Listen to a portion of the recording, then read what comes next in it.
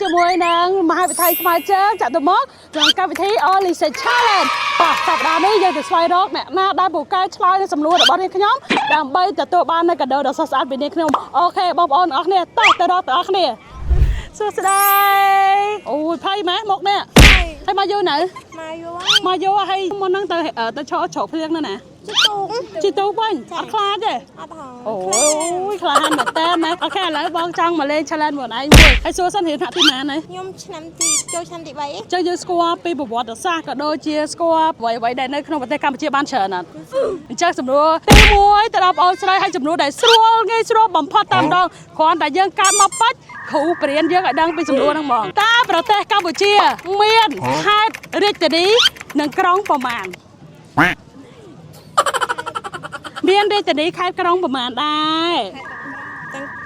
មាន25ខេត្តក្រុង25ខេត្តក្រុងអូនឯងរាប់បានអត់រៀនដល់ឆ្នាំទី3ហើយគាត់តែ25ខេត្តក្រុងរាប់បានជួបគ្នាបានហ៎បងបានឥឡូវរាប់ឲ្យកុំឲ្យទាន់ណាអូខេបងចាមបងឆ្នាំង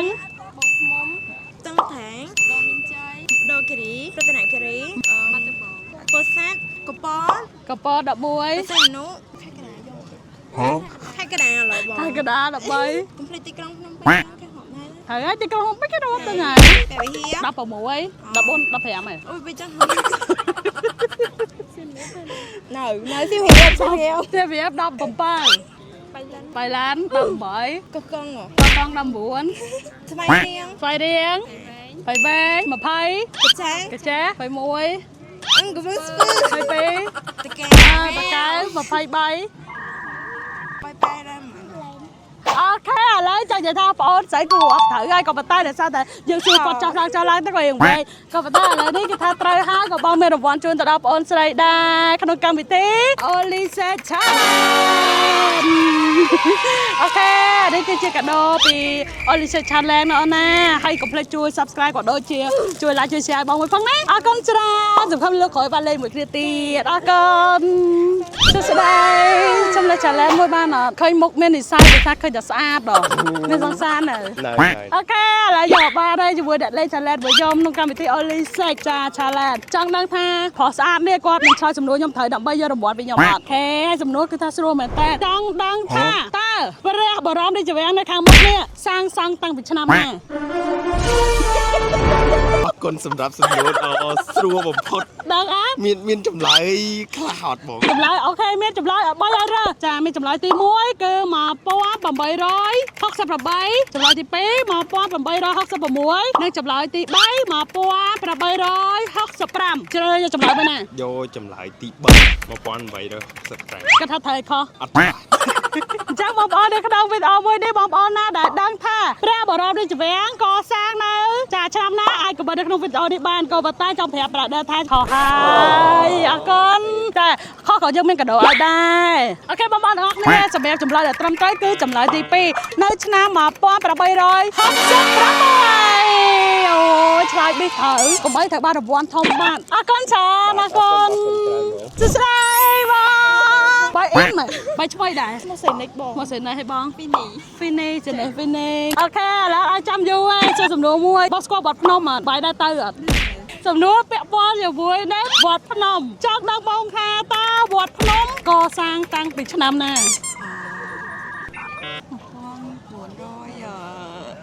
មានចម្រើសខ្ញុំ3អត់ចម្រើសមានចម្រើសគឺមាន3មានឆ្នាំ1371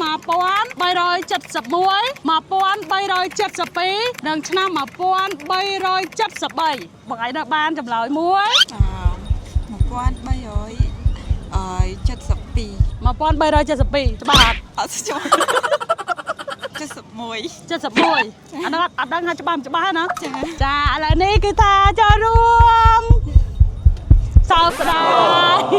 អរគុណបងអរគុណច្រើនក៏ប៉ុន្តែទោះបីជាបងឆ្លោះត្រូវក៏ខ្ញុំមានកាដូជូនបងដែរគឺដបទឹកដ៏ស្រស់ស្អាតពីកម្មវិធី Only Say Challenge ឥឡូវបើចាំដល់ចម្លើយត្រឹមត្រូវអត់សម្រាប់ចម្លើយត្រឹមត្រូវចាគឺវត្តភ្នំកសាងនៅឆ្នាំ1372អូខេអរគុណច្រើនបងអរគុណជំរាបសួរបងសួរ សុំស្គាល់ឈ្មោះបងឈ្មោះបីដែរបង ខ្ញុំឈ្មោះឲ្យស្រីម៉ៅ សុំសួរត្រង់មួយបងមាន baby មែន baby ប៉ុន្មានខែ ចូលក្បាល3ខែ អូខេជូនពរឲ្យ baby និងម៉ាក់សុខភាពល្អ ចា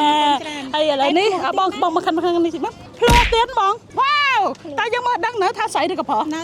នៅបងណាកូនដំបងមែន អត់ទេកូនទី2ហើយដំបងបានស្រីមួយ ចាចង់ជូនពរឲ្យ baby នេះស្រីមួយប្រុសមួយទៀតហ្មងចាអរគុណបងចាថ្ងៃនេះគឺមាន challenge មួយចង់សួរសំណួរទៅបងដើម្បីជូនកាដូពិសេសទៅដល់បងក៏ដូចជា baby ចាចង់សួរបងថាតើប្រាសាទសម្បរព្រៃកុកស្ថិតនៅក្នុងខេត្តណាបង នៅខេត្តកំពង់ធំ ខេត្តណា ខេត្តកំពង់ធំ មិនបាយច្បាស់មើលថាកំពង់ធំខ្ញុំដូចថាមិននៅកំពង់ធំទេ ខ្ញុំគិតខ្ញុំថានៅហ្នឹងហើយ ច្បាស់ហត់កំពង់ធំឥឡូវឲ្យម្ដងទៀតតើប្រាសាទសម្បរព្រៃកុកស្ថិតនៅក្នុងខេត្តណា ខ្ញុំមិនដឹងដែរបងគាត់តែសម្រាប់ចាត់យកដដែលពេលចម្លើយដដែលហ្នឹង ចាចារួមអសាទរអូខេបងចានិយាយទៅប្រាសាទសម្បរព្រៃកុកគឺស្ថិតនៅក្នុងខេត្តកំពង់ធំចាអូខេបងនេះគឺជាកាដូត្រៀមសម្រាប់ពីអូលីសិចគឺជាទឹកដោះប៉ប៉ែនៅក្នុងនេះដែរគឺខ្ញុំមានដូចជាទឹកដោះប៉ប៉ែមួយកំប៉ុង10ទឹកដោះគោក៏ដូចជាกระดาษសើមជូនដល់បងក្នុងថ្ងៃដែលបងត្រៀមសម្រាប់ហើយបងខ្ញុំនិយាយមែនណាពេលដែលបងត្រៀមសម្រាប់បងអាចជ្រើសរើសជាមួយនឹងអូលីសិចបានដោយសារតែអូលីសិចគឺមានវីតាមីនជាច្រើនជំនួយទៅដល់ baby ក៏ដូចជាម៉ាក់ដែរអញ្ចឹងណាបងហើយពិសេសនោះគឺជាផលិតផលដែលមានស្តង់ដារពីប្រទេសអូស្ត្រាលីចាអរគុណច្រើនបងហើយជំរាបសួរមកបាយឃើញមកខ្ញុំធ្វើលេងឡងយ៉ាង ភ័យ មកបាត់ធ្វើភ័យ ចុះដើមមកទស្សដីបានចាប់អារម្មណ៍ ហើយសុំស្គាល់ឈ្មោះបាយមើលដើម្បីបងប្អូនយើងស្គាល់ផង ឈ្មោះរដ្ឋា មកបងរដ្ឋាមកណោះអូខេថ្ងៃនេះមកជួបដើម្បីសុំលេង challenge ជាមួយបងមួយឆ្លើយសំណួរដើម្បីយករង្វាន់អូខេឥឡូវសំណួរគ្រាន់តែចង់សួរបងឯងហើយងាយស្រួលមែនតើសំណួរចង់សួរថាតើខេត្តសៀមរាបមានប្រាសាទអ្វីខ្លះនៅក្នុងខេត្តសៀមរាប មានច្រើនបងតែរត់អស់ហេ ឥឡូវរាប់ទួយ៉ាងហើយក៏បាន5ណា អង្គរវត្តបតាព្រំទាយស្រីអង្គរតូចប្រាសាទនិពន្ធ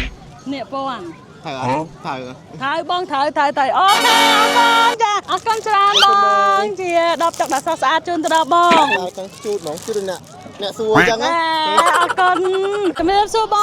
ងចាសុំស្គាល់ឈ្មោះបងមួយបង ឈ្មោះមីនី បងមីនីហើយអូនបានប៉ុន្មានខែបង 6ខែ 6ខែបងណោះ baby ស្រីប្រុសបង ស្រី ស្រីអូ